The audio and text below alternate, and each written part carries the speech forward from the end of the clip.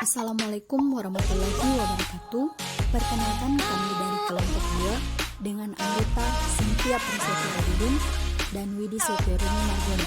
Pada kesempatan kali ini kami akan mempresentasikan materi Bab 3, Publisitas dan Media Relation. Bagian A, Win the Editor's Heart and Mind. Publisitas menjadi peluang bagi public relation untuk memanfaatkan media massa sebagai penyebar informasi dengan gratis, namun juga menjadi tantangan. Tantangan-tantangan ini berkaitan dengan faktor-faktor yang menentukan dimuat tidaknya informasi dari public relation.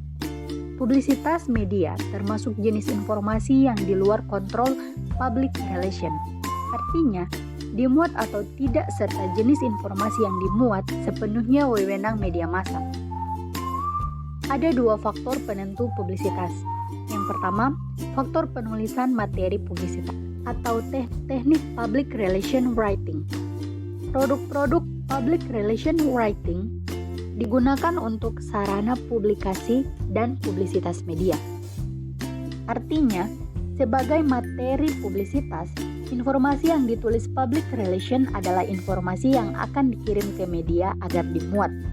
Jika dimuat oleh media baik dalam bentuk berita, maka disebut sebagai produk jurnalistik. Karena itu, penulisannya harus memenuhi kaidah-kaidah jurnalistik. Public relation bukan hanya dituntut untuk mampu menulis, tetapi juga menguasai teknik-teknik menulis serta kaidah jurnalistik. Berikut kaidah-kaidah jurnalistik. Yang pertama, teknik mencari berita. Yang kedua, teknik menulis berita seperti teknik menentukan news value, membuat lead berita, teknik piramid terbalik, bahasa jurnalistik. Yang ketiga, mengetahui teknik menulis berita untuk jenis media cetak dan elektronik. Yang keempat, etika jurnalistik. Nah, selanjutnya tujuan public relation writing untuk memberikan informasi kepada publik sebagai upaya menguasai agar terjadi perubahan sikap atau perilaku yang positif terhadap perusahaan. Untuk faktor yang kedua, faktor kualitas hubungan media atau media relation. Semakin baik kualitas hubungan antara public relation dan media, maka semakin besar peluang informasi dimuat. Pada dasarnya, sinergi antara public relation dan media bersifat simbiosis mutualisme, di mana media membutuhkan bahan-bahan informasi public relation dan sebaliknya, public relation membutuhkan media sebagai penyebaran informasi. Bagian B, hubungan media. Bad news is bad PR. Seperti yang saya sampaikan sebelumnya bahwa media sebagai sarana penyebar luasan informasi tentang perusahaan kepada khalayak. Public relation harus memandang media sebagai mitra kerja yang saling mendukung. Media adalah partner kerja public relation. Public relation bertanggung jawab menyampaikan dan menerima informasi dari khalayak, sedangkan media bertanggung jawab menjalankan hak publik untuk memperoleh informasi. Hubungan media adalah hubungan organisasi dengan media massa sebagai usaha mencapai penyiaran yang maksimum atas suatu pesan public relation dalam rangka menciptakan pengetahuan dan pemahaman publik. Gambar ini mencerminkan anggapan umum yang selama ini muncul terhadap media dan public relation. Masyarakat seringkali menganggap media sering memberitakan rumor, sekedar mencari sensasi, dan lebih tertarik pada isu-isu yang negatif. Sedangkan media menganggap aktivitas public relation sekedar promosi dan membesar-besarkan perusahaan saja. Wujud nyata dari perbedaan ini adalah tampak pada prinsip yang diakui oleh para praktisi public relation, yaitu bad news is good news. Artinya, peristiwa yang buruk atau negatif tentang perusahaan. Penyebab terjadinya berita-berita negatif. Yang pertama, tersumbatnya saluran komunikasi. Tersumbatnya saluran komunikasi antara perusahaan dan karyawan dengan konsumen dan lainnya termasuk dengan media. Kedua, PR gagal memosisikan sebagai dominant coalition. Dominant coalition merupakan kelompok atau individu-individu yang mempunyai pengaruh besar di hadapan manajemen atau di antara karyawan, yang dianggap berkarisma, pintar, dapat dipercaya, bahkan dituakan oleh karyawan. Yang ketiga, hubungan yang kurang baik.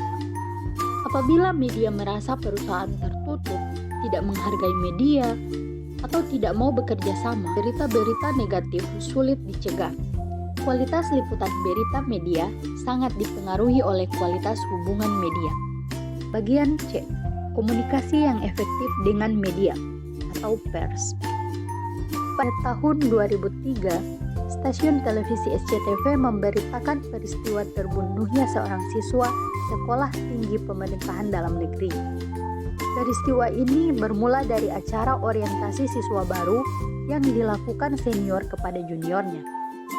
Namun dinilai kebablasan sehingga membuat si junior meninggal dunia dengan cara dipukuli dan dikeroyok. Atas ditayangkannya peristiwa itu, Humas STPDN keberatan dan melayangkan somasi kepada SCTV. Hal ini merupakan contoh manajemen krisis yang tidak tepat. Hal ini dapat memperburuk persoalan, apalagi berita tersebut dilengkapi tayangan audiovisual sehingga jelas faktanya. Efek dari tayangan itu adalah opini publik sudah terbentuk. Membangun hubungan media yang baik tergantung bagaimana berkomunikasi secara efektif dengan media. Dalam konteks public relation writing, pengiriman materi informasi secara berkala yang dilakukan oleh public relation kepada media merupakan upaya komunikasi dengan media. Tetapi, untuk berkomunikasi yang efektif, kita harus memahami karakteristik media dan kebutuhan media. Pada akhirnya, proses penulisan pun harus menyesuaikan dengan karakteristik dan kebutuhan media. D. Memahami karakteristik media. Karakteristik media terbagi atas 4. Yang pertama adalah karakteristik jenis media, cetak atau elektronik. Masing-masing media memiliki karakteristik format dan program. Misalnya, majalah untuk remaja, radio untuk remaja, televisi berformat khusus berita politik, surat kabar khusus berita ekonomi, atau penulisan informasi untuk program radio di pagi hari tentu berbeda dengan program radio di sore hari. Yang kedua, ada kebijakan redaksional. Kebijakan redaksional menyangkut aturan-aturan penulisan berita, seperti bahasanya, bentuk hurufnya, pola pemberitaannya, seperti hard news, soft news, dan fitur, dan batas deadline atau yang disebut dengan cut of time. Yang ketiga adalah sistem distribusi. Sistem distribusi ini juga berkaitan dengan halayak yang mencakup jenis pendidikan, agama, pekerjaan, atau gaya hidupnya. Perlu pula dipahami adalah pengetahuan tentang frekuensi penerbitan, apakah harian, mingguan, atau bulanan. Yang keempat adalah karakteristik wartawan. Karakteristik wartawan dibagi atas 5 jenis, yaitu kritis dan ingin tahunya tinggi. Yang kedua adalah wartawan senang membuat berita komprehensif. Yang ketiga, wartawan bersifat non-protokoler. Yang keempat, wartawan adalah orang yang sibuk tetapi tidak terikat jam kerja. Dan yang terakhir adalah wartawan cenderung membela yang tertindas. Bagian E, memahami kebutuhan media. Berikut tips yang bisa dilakukan public relation yang dibagi atas 8 tips. Yang pertama, selalu menyampaikan informasi secara jujur, memenuhi janji, dan jangan sampai memberi pernyataan no comment, mencerdaskan pers, melayani pekerjaan media, bersikap profesional dalam menghargai profesi masing-masing, jalin komunikasi terus-menerus, dan yang terakhir, bekerja sama dengan media. Sekian, terima kasih atas presentasi kali ini. Mohon maaf bila ada kurang dan kesalahan kata. Wabillahi taufiq wal hidayah. Wassalamualaikum warahmatullahi wabarakatuh.